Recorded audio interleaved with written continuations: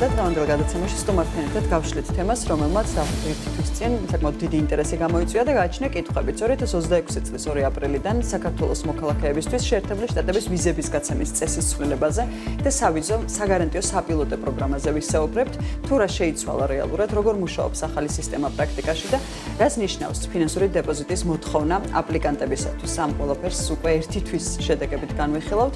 სტუმრად ყავს თინეთი გოგუაძე, იკონსულის დამფუძნებელი, რომელიც საკუთარ გამოცდილებაზე დაყრდნობით მოგვიყვება, როგორ მუშაობს პროგრამა და რა ტენდენციები გამოიკვეთა ერთი თვის თავზე. დილამშვიდობისათ. დილამშვიდობის. მადლობა მომბრძანებისთვის. პირიქით, დიდი მადლობა მოწვევისთვის. რა შედეგები არის იკონსულის მაგალითზე, რომ მოვყვეთ ერთი თვის თავზე, როგორი შედეგებია და რა სჭირდებათ დღეს უკვე აპლიკანტებს იმისთვის, რომ მიიღონ შეერთებული შტატების ვიზა? მოდი დავიწყებ ვიზის მაძიებლები, რომლებიც იკონსულში მოდიან. მათი განაცხადების დადასტურებული ვიზების 90% ჩვენი სტატისტიკებით არის ვიზა ბონდით გაცემული. ამ ეტაპისთვის ჯერჯერობით ვიზა ბონდის გარეშე ჩვენი აპლიკანტები არც ერთი არ ყოფილა და დაახლოებით 10% არის ადამიანები, რომლებიც გადაიყვანეს ადმინისტრაციულ განხილვაში. აქედან ამ 90%-დან ვიზა ბონდის რაოდენობა და თანხა დაფიქსირდა $10,000. კი, $10,000. ჩვენი არ ვიცი ხო, მაგრამ ეს ახალია და ჩვენ უბრალოდ ტენდენციას ვუყურებთ ახლა, ხო? საბოლოო ჯამში. თუმცა აქ საინტერესო არის ისიც, რომ როდესაც 50 ქვეყანა და საქართველოც მათ შორის აპრილში შევიდა ამ 50 ქვეყნის ჩამონათვალში, დაგვაინტერესა და გადავხედეთ სტატისტიკებს, თუ აქამდე 2023 და 2024 წლებში სად იყო, ანუ საქართველოს მოქალაქეებზე B1, B2 კატეგორიის გაცემული ვიზებმა რამდენ პროცენტმა დაარღვია. იმიტომ რომ აფრიკის ქვეყნებთან ერთად არ გვინდოდა რომ საქართველოს მოქალაქეები ყოფილიყვნენ. და ამ სტატისტიკაში აღმოჩნდა რომ მაგალითად 2023 წელს ამ 50 ქვეყნიდან დაახლოებით საქართველოს მოქალაქეზე B1, B2 კატეგორიის ვიზა გაიცა 6502 და აქედან 9.98% იყო რაოდენობა, რომლებმაც დაარღვიეს. მათ შორის იგულისხმება, რომ დარჩნენ ამ ქვეყანაში, ან გადააშორეს ვადას და შემდეგ დაბრუნდნენ საქართველოში. 2024 წლის სტატისტიკით ეს არის 7666 ვიზა გაიცა B1, B2 კატეგორიის საქართველოს მოქალაქეზე და 7.53%, რაც სრულად მსოფლიო ქვეყნების მასშტაბით არის 53 ადგილი. და 50 ქვეყანაში სადღაც 23 ადგილი გვიკავია ვიზის დარღვევებით. კი, 2024 წლის, 2025 და 2026 ჯერჯერობით არ არის გამოქვეყნებული ანუ Department of Homeland Security-ის მონაცემებით და მხოლოდ ეს გვაქვს. ძალიან ბევრი შეკითხვა ისმევა ხოლმე.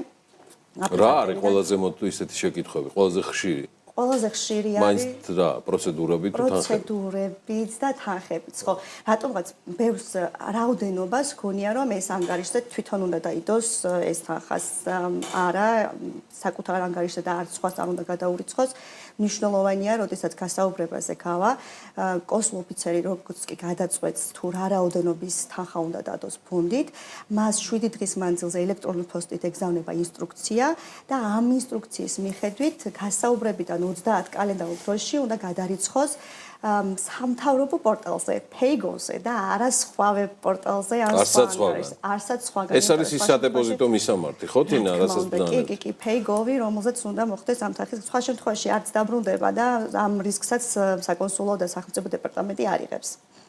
ამიტომ მნიშვნელოვანია, რომ ზუსტად გაიდლაინი და ზუსტად ინსტრუქციები, რაც მიუვა ელექტრონული პოსტით და კონსულ ოფიცერი შეატყობინებს მას, ამ გაიდლაინებს გაყვნენ. გაყვნენ. ხო. ეს არის საკმაოდ ისეთი კრიტიკული. ასევე მაინტერესებს ის ადაპტირება როგორ ჩაევრის ამ ახალ სიახლესთან მიმართებაში. ანუ რას გულისხმობ, იცით, მიიღო ვიზა, ბონდით უზრუნველყოფილი, ხო, ვიზა, ეს რაც არის და მე რო დაუბრუნდება ვიღაცას უნდა მოვაყოლინო. ეხლა ამ ეტაპისთვის განსხვავება მაგალითად ვიზა სტიკერზე არანაირი განსხვავება არ არის. მხოლოდ არის 90 დღე ისი გაჩერების დროც გაქვს და იქ არის აღნიშნული, ანუ შესვლისა და გამოსვლის უბრალოდ ამერიკის შეერთებული შტატების საზღვრის კვეთისა და საზღვრის დატოვების და იქვე არის აღნიშნული, რომ ეს არის ბონდით გაცემული ვიზა. იმიტომ რომ აქ, როდესაც შენ გაქვს ბონდით მიღებული ვიზა, კიდევ აუცილებლად იმ პორტში, ანუ იმ გამსვლელ პუნქტში უნდა შეხვიდე, რომელიც CBP-ით კონტროლდება და მოხდება ამ ბონდის აღრიცხვა. ანუ ძირითადად სახმელეთო და საზღვაო შესასრულებით არ გაქვს უფლება, ეს არის მხოლოდ CBP-ით კონტროლებადი საჰაერო გადასახადი. ავია ჩასვლა აუცილებლად. იმიტომ რომ ეგ უფრო კონტროლდება. ოდეში ნინი გისმენთ? სტატისტიკაში თუ არის შეცვლილი, აი გაცემის რაოდენობა, უბრალოდ დადასტურებული ვიზის რაოდენობა. ანუ ამან რამე შეცვალა სურათი მათ ჩვენ. 2026 წელი ჯერჯერობით არ არის და ამაზე ვერ გეტყვით, თუმცა 2025 და 2024 წლები რომ შევადაროთ, ერთი ბევრი კატეგორიის ვიზები, თუ საქართველოს მოქალაქეზე მაგალითად 2024 წელს გაცილებით მეტი იყო, 59%-მდე იყო ერთი ბევრი კატეგორიის ვიზების გაცემადობა, 2025 წელს 46%-მდე შემცირდა. სავარაუდოდ ამ ხედვით, რადგან ერთი ბევრზე ბონდი არის ადამიანები, მაგალითად, ვისაც დაუდასტურდა ბონდით, თუმცა უარი თქვა საერთოდ ბონდის დადებაზე და ვიზაზეც შესაბამისად ვერ მიიღებს. ვერ მიიღებს ვიზას, კი. ვა, საინტერესოა, სტატისტიკას ნამდვილად არ ვაუდი. ეხლა აპლიკანტმა ვისაც უნდა რომ შეიტანოს ვიზაზე განაცხადი. რა უნდა გაითვალისწინოს პირველ რიგში? აი ეს ან ვადები, როდის უნდა დადოს დეპოზიტზე თანხა, მერე ის თანხა უკან როდის ჩაერიცხება? იმ შემთხვევაში როცა პროცესი აღწერ თავიდან ბოლომდე. ხო, ერთი ბევრი კატეგორიის ვიზაზე როგორც იყო DS-60 ივსება აუცილებლად, მათ შიდა პლატფორმებით შეიცვალა უახლოესი 1 წლის მანძილზე. აუცილებელი ასევე სოციმედიის გახსნა, არ შეიძლება რომ დახურული იყოს, იმიტომ რომ ღია წყაროებით მიმდინარეობს საკმაოდ აქტიური სკრინინგი და ვეთინგი აპლიკანტების, არ შეიძლება რომ მცდარი ინფორმაციები მიეთითოს და ასე შემდეგ. აპლიკანტი გასაუბრების შემდეგ, როდესაც გასაუბრებაზე შევა, ოფიცერი მას ეუბნება თუ რა რაოდენობის ბონდით გაიცა, აძლევს მას ინსტრუქციას, იმიტომ რომ შეიძლება როგორც ვთქვით იყოს 5,000, 10,000 და 15,000 დოლარიც. ამ ინსტრუქციის შემდეგ მას პასპორტს აღარ ტოვებს, ადრე იყო პასპორტ დატოვებდა და რაღაც სადღაც 2-3 დღის ვადაში უკვე სტიკერ ვიზით, ჩაკრული ვიზით ხო მიიღებდა, აქამდე იყო 10 წლიანი. აქაც არის ერთი შეკითხვა, ხშირად გვეკითხებიან ხოლმე 10 წლიანი ვიზები გაიცემა თუ არა ისევ. თუ გავითვალისწინებთ 50 ქვეყნის პრაქტიკას, ამ ქვეყნებში, რიგ ქვეყნებში გაიცა 10 წლიანი და არის მსგავსი ფაქტი დაფიქსირებული. ბონდის სისტემაზე დაერთების შემდეგ? კი. ანუ ბონდთან ერთად, ანუ რიგი აპლიკანტები იღებენ ბონდით 3 თვიანს და თუმცა არის კონსულ ოფიცრის გადაწყვეტილებით 10 წლიანი ვიზის გაცემაც. თუმცა საქართველოში და ჩვენს მოდი კონკრეტული რომ ვიყო ჩვენი აპლიკანტებისთვის ჯერჯერობით 10 წლიანი ვიზა არავის არ მიუღია.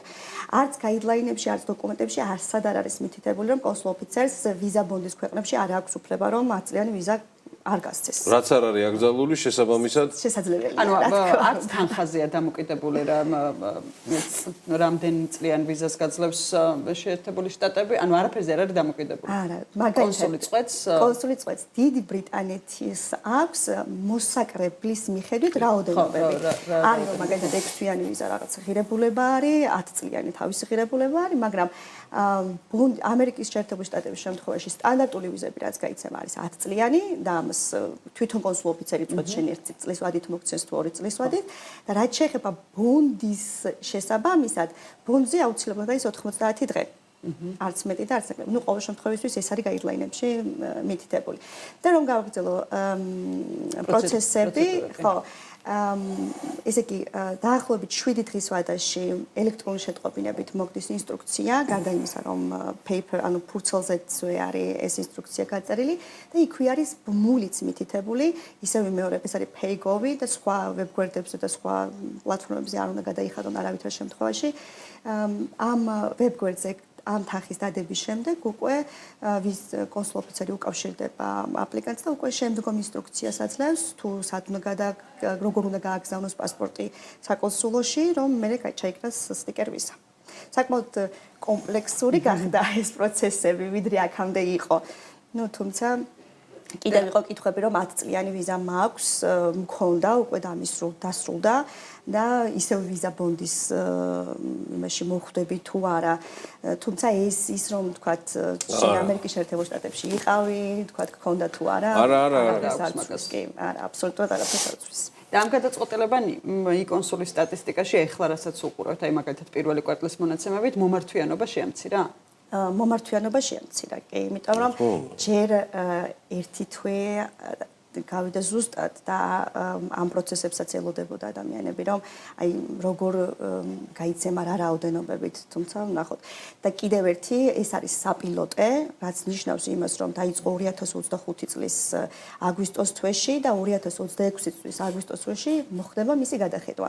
შესაძლებელია, თუმცა ალბათ ნაკლები შანსი, მაგრამ სტატისტიკას შეხედავენ, რამდენად ყველაფერი არის დამოკიდებული იმაზე, თუ ბონდის ქვეყნების და ბონდის შესაბამისად გაცემული ვიზების მფლობელები დაარღვევენ თუ არა და შემდეგ როგორ მოიქცევიან ამ ვიზით.